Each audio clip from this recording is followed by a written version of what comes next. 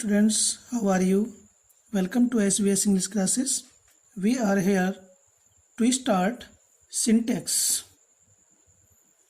Syntax, dear students, आज हम syntax से शुरू करने जा रहे हैं. Syntax क्या होता है? सबसे पहले इस चीज़ को जानने की आवश्यकता है. The correct arrangement of words in a sentence is called syntax. Sentence के अंदर शब्दों का सही व उचित स्थान पर प्रयोग करना सिंटैक्स कहलाता है. ठीक है स्टूडेंट्स, हमने कुछ बातें यहाँ पर लिखी हैं ताकि आपको पढ़ने में सुविधा रहे. मौखिक तो हम बताएंगे ही. वास्तव में सेंटेंस में भिन्न भिन्न शब्दों का प्रयोग होता है.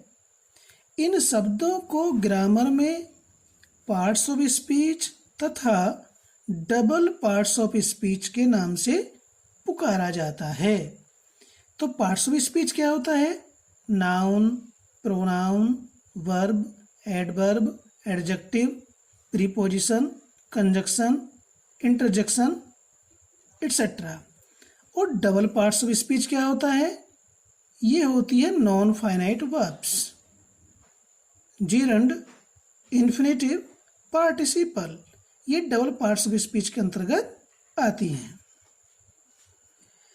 नंबर 3, प्रत्येक शब्द का वाक्य में एक निश्चित स्थान तथा प्रयोग होता है.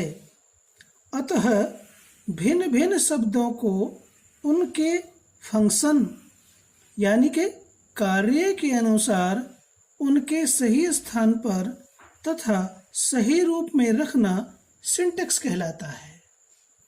तो सिंटैक्स क्या होता है? सिंटैक्स हमें जो अंग्रेजी के ज्ञान के इच्छुक विद्यार्थी होते हैं, सिंटैक्स उनके लिए महत्वपूर्ण होता है. सिंटैक्स हमें सही रूप से अंग्रेजी को लिखना और अशुद्धियों को शुद्ध करना सिखाता है.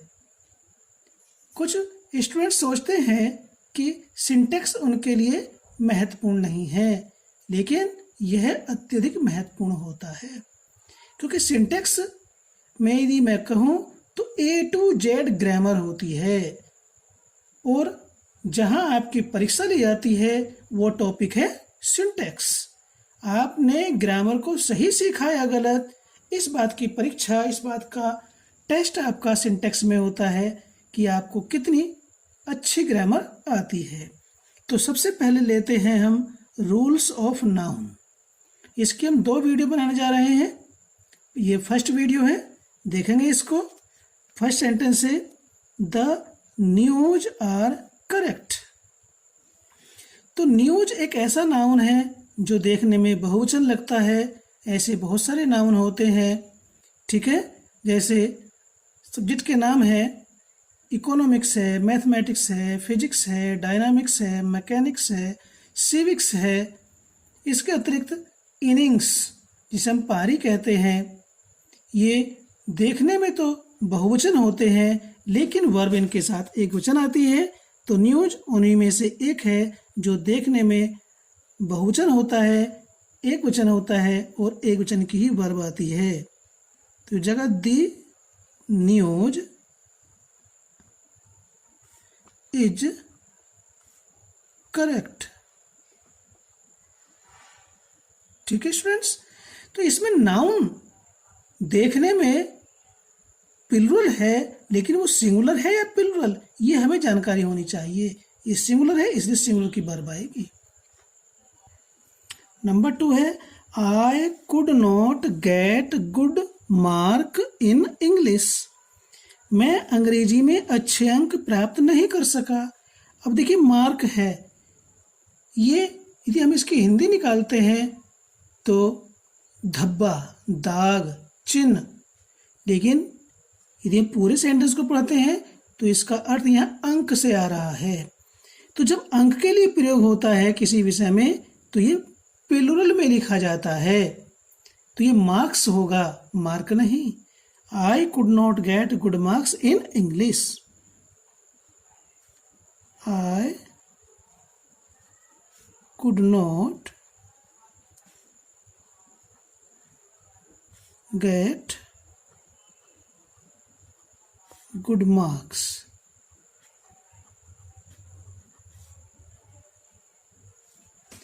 In English.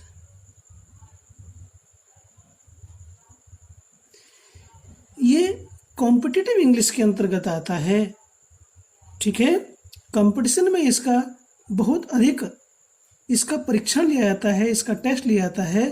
तो ध्यान देंगे, ये कॉम्पिटिटिव इंग्लिश है, ध्यान से आप इसको समझेंगे। The wages of sin are death.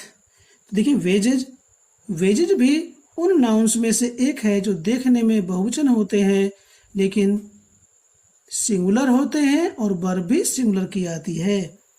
तो कौन सा नाउन सिंगुलर है, कौन सा प्लूरल है? देखने में सिंगुलर है, होता प्लूरल है, देखने में प्लूरल है, होता सिंगुलर है। ये चीज़ें हमें समझने की होती हैं। तो हो जाएगा दी वेजेज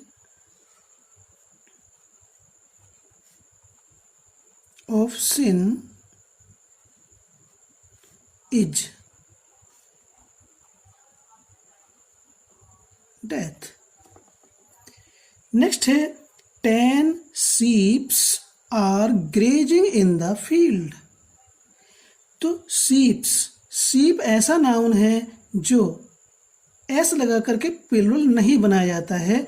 इस कैटेगरी में 3 और आते हैं, sheep, डियर, फिश और स्वाइन। ये 4 नाउन ऐसे हैं, इनके साथ इनसे पहले यदि कोई संख्या आ रही है तो इसमें एस नहीं लगेगा, ठीक, और यहाँ पर प्लूरल वर्ब आएगी। यदि यहाँ संख्या नहीं है, यदि हम यहाँ पर लिखें 1 तो फिर सिंगुलर की वर्ब आ जाएगी, 1 sheep, और 10 है तो यहाँ प्लूरल ही आएगा लेकिन इसमें एस नहीं लगेगा। 10 sheep are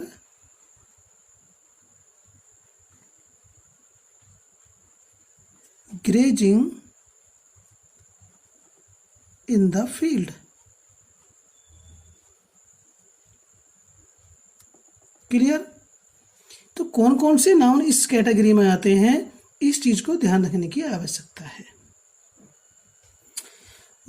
the house is under repairs. घर मरम्मत अधीन है। तो जो अंडर रिपेयर्स है ये सिंगुलर में लिखा जाएगा, इसका प्लूरल नहीं होगा। रिपेयर मरम्मत हो रही है, एक भाव है, एब्स्ट्रैक्ट नाउन है और एब्स्ट्रैक्ट नाउन का प्लूरल नहीं बनता है। तो दी हाउस इज अंडर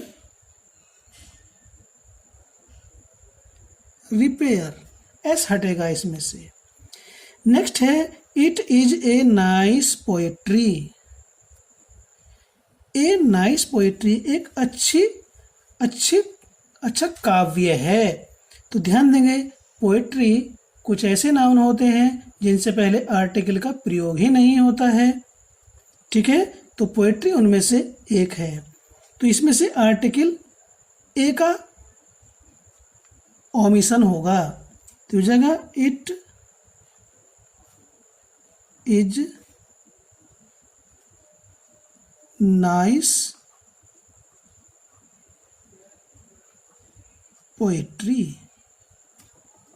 इस प्रकार से ये करेक्ट होगा। नेक्स्ट है your informations are false. Informations जैसे हम बता रहे थे, पोएट्री का सिंगुलर प्लूरल नहीं होता है, उसी प्रकार से इंफॉर्मेशन, पोएट्री है, इंफॉर्मेशन है, सीनरी है और प्रोग्रेस है, नॉलेज है, फर्नीचर है, इनके प्लूरल एस लगा के नहीं बनते हैं। तो ये उन्हीं में से है, इसमें से एस हटेगा और ये सिंगुलर हो जाएगा। Your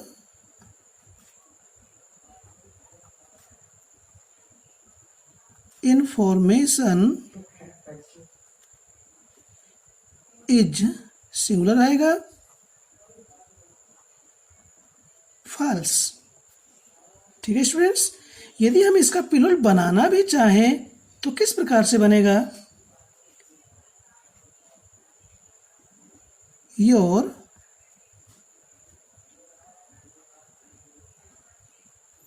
items of information,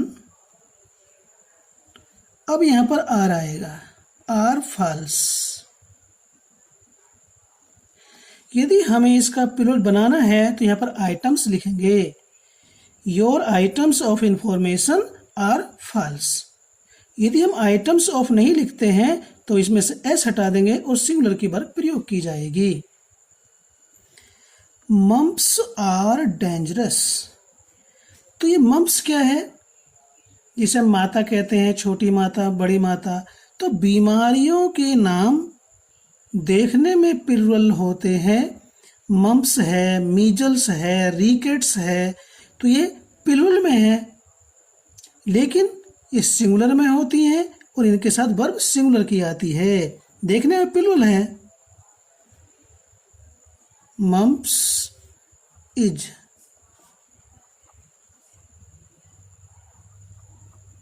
dangerous. हमने 3-4 बीमारी बताई, ध्यान रखने की आवश्यकता है। Some thief has entered my house. अब सम तो बहुत सारों के लिए प्रयोग होता है, लेकिन यहाँ पर क्या होगा? इसका या तो हम प्लूरल करेंगे या फिर यहाँ पर ए करेंगे। A thief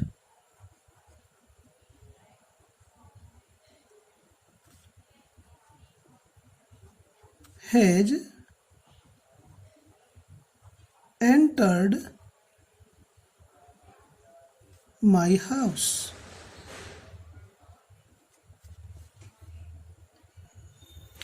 Her child is suffering from the measles। उसका बच्चा बड़ी माता से पीड़ित है। देखिए मीजल है, बीमारी का नाम है, अभी हमने ऊपर बताया था नंबर 8 में।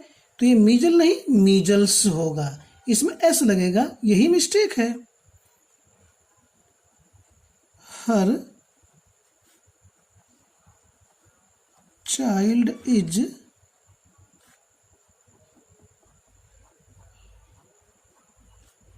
suffering from the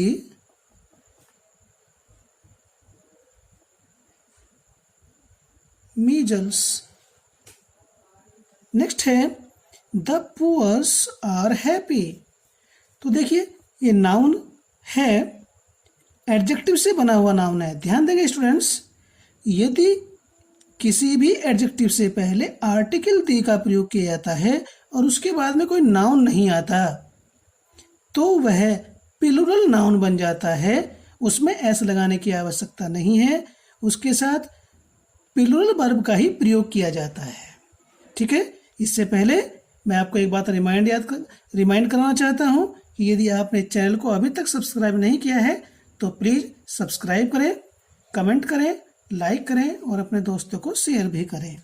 तो हम बता रहे थे आपको कि किसी भी एडजेक्टिव से पहले आर्टिकल दी का प्रयोग करते हैं और उसके बाद में कोई नाउन नहीं आता है तो प्लूरल नाउन बन जाता है। उस एडजेक्टिव में एस लगाने की आवश्यकता नहीं होती है। ये ऑलरेडी प्लूरल है, द पुअर, इसके साथ वर्ब भी प्लूरल की ही आएगी। जैसे रिच है, मान लीजिए द रिच धनी लोग, द पुअर गरीब लोग, द वीक कमजोर लोग। आगे पीपल लिखने की आवश्यकता ही नहीं है और ये प्लूरल में होता है। किसी भी एडजेक्टिव से पहले आर्टिकल दी का प्रयोग कीजिए और उसके बाद कोई भी नाउन प्रयोग मत करो, वह प्लूरल नंबर का नाउन बन जाता है और वर्ब भी प्लूरल की आती है। The poor are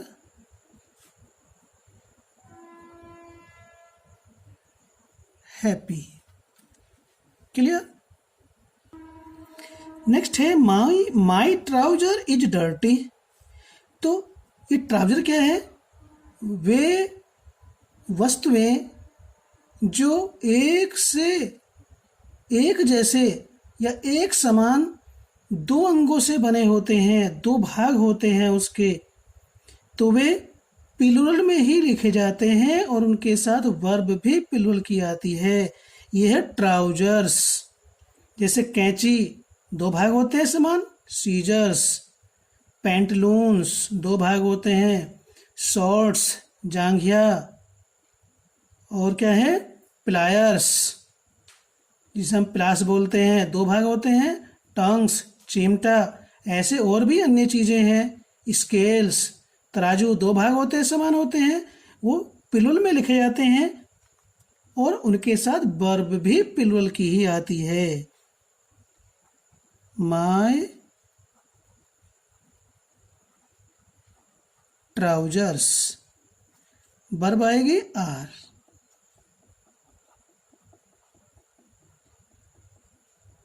dirty. Next है Ashoka's pencils colour is red. हम यहाँ देखते हैं कि डबल अपोस्ट्रोफी एस आ रहा है।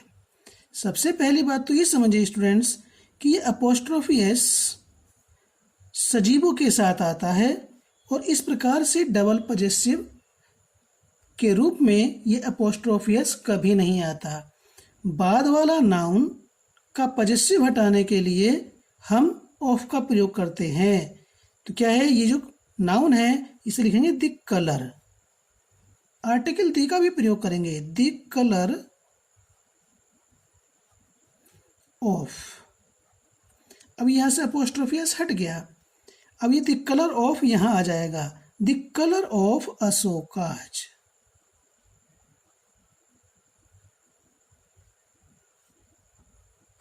Pencil is red. इस प्रकार से डबल पजेसिव आता है। तो जो दूसरा पजेसिव आता है उसके बाद आने वाले नाउन को नाउन से पहले आर्टिकल लगा करके शुरू में रख देंगे और उसके बाद ऑफ लगा देंगे। किस प्रकार से हमने किया है इस चीज को समझने की आवश्यकता है। इस प्रकार से डबल पजेसिव में अपोस्ट्रोफी एस डबल प्रयोग नहीं किया जाता है, एक ही प्रयोग होता है apostrophe S. He has broken the chair's leg। अब दोनों इस प्रकार के हैं। हमने बताया था कि अपोस्ट्रोफी एस का प्रयोग सजीवों के साथ होता है, निर्जीवों के साथ नहीं। यहाँ चेयर्स लेग, कुर्सी की टांग, कुर्सी तो निर्जीव है तो इसको अपोस्ट्रोफी एस का प्रयोग करके नहीं लिखा जाएगा। कैसे लिखेंगे, इसको पहले लिखेंगे the leg of the chair, preposition of का प्रयोग करेंगे। ही has broken the leg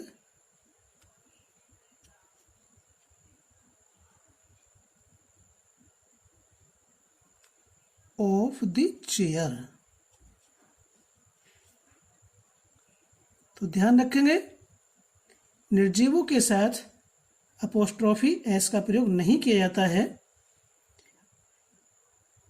हमने आपको ये समझाया, आशा करते हैं कि आपके समझ में आया होगा।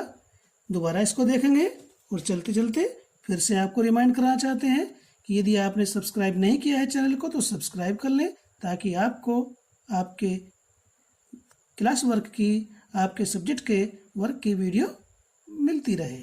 धन्यवाद।